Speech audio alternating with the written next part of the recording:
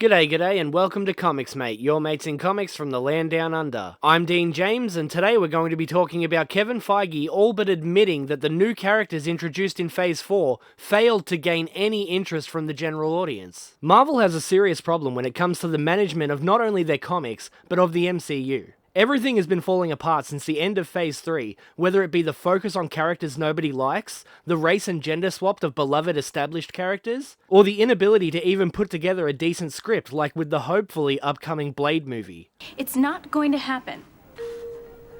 But before we get into all that, please like this video to help push it out into the algorithm and subscribe so you don't miss any of my future videos. Now let's jump right into it. From that park place, Kevin Feige admits that characters introduced in Phase 4 will not appear in upcoming Avengers films. Choices will have to be made, that's for sure. Well, I hope they make better choices than they've been making these past few years. Maybe it's time Kevin just sits down and lets someone more talented and less politically inclined take the reins. Get him out of here! He's got AIDS! What do you guys think? In an interview with Gizmodo, Feige was asked if moviegoers would get to see the multitude of characters introduced in Phase 4 in the Avengers films. He responded with, "I rarely speak in absolutes like that, right? The notion of never seeing somebody again? We've got Tim Blake Nelson in a movie coming up next year, right? So I never talk in absolutes like that." However, he then admitted, "But the truth is, you know we're going to tell a story in these Avengers movies, and there won't be room for 100,000 characters in it. So choices will have to be made, that's for sure, but that doesn't mean you won't ever see anybody ever again." Hopefully they make better choices than they have these past few years. Put another gay diverse woman in it, make it more fucking lame!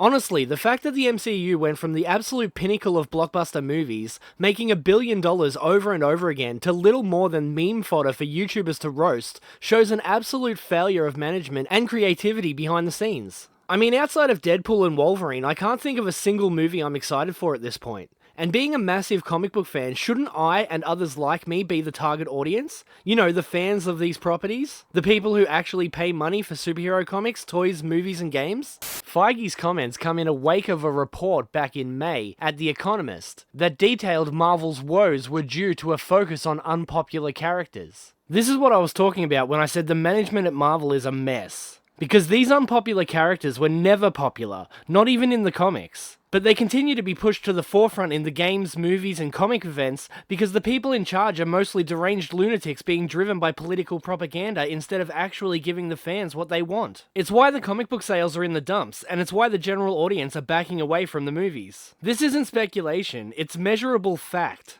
But they continue to gaslight the fans by saying that if you don't like these characters, or the political messages that they represent, you're just a bigot or some kind of phobe. Which is obviously ridiculous. I feel like a broken record at this point. When I say people are sick of propaganda and just want escapism in their entertainment, especially in their comics, but the people in charge obviously still haven't got the message, and would rather continue with this utter bullshit. But let's keep reading.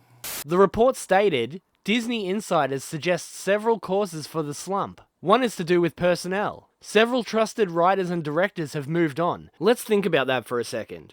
Back when the MCU first started, they made a point of going after some of the most talented actors, writers, and directors in the industry. They had people like Kenneth Branagh, Joe Johnston, and Jon Favreau. Jon Favreau, who more recently went on to make a movie about a chef who would rather work in his own little pop-up restaurant than with a big chain brand, in a not-so-subtle metaphor for his work with Disney Marvel after their very public falling out. They had creatives behind the scenes like Edgar Wright, who after years of pushing for Ant-Man to be made had to leave because Disney wanted something more generic than his vision for the character's first solo movie. He was still credited as a writer though.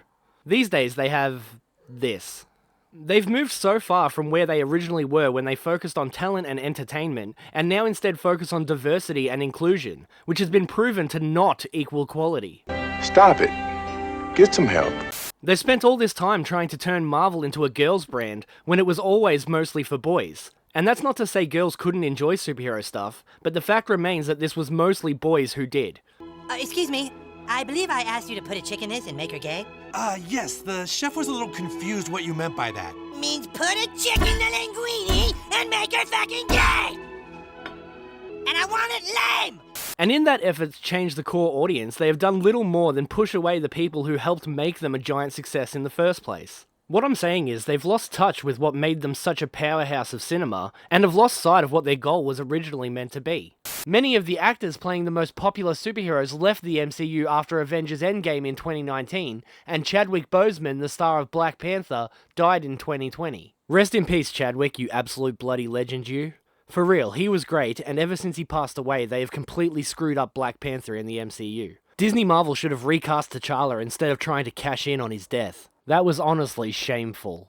His comments also come in the wake of a report that Marvel Studios is bringing the Russo brothers back into the fold to direct the next 2 Avengers films. The Russo bros are in early talks to return to Marvel Studios to direct not just one, but the next 2 Avengers movies, sources tell The Hollywood Reporter. That's probably a good thing, right? The Russo bros are responsible for a lot of the best Marvel movies to date, including The Winter Soldier, Avengers Infinity War, and Endgame. But with that being said, it also depends on what characters they have to work with, because even they couldn't make me or anyone else interested in Captain Marvel, Miss Marvel, or Shang-Chi. Meanwhile, the comics are in an even worse position, with the latest news explaining that moving forward, they'll be using QR codes at the back of their books that will lead you to the final pages. Meaning the books you buy will be incomplete without scanning the code and going to some digital subscription platform of theirs. Marvel Comics specified that they're going to make characters' first appearances and other notable events take place in these digital pages. So does that mean the quote first appearance issue is that in name only? First of all, why would I want to buy an incomplete story? Secondly, what happens in 10 years when the QR codes no longer work?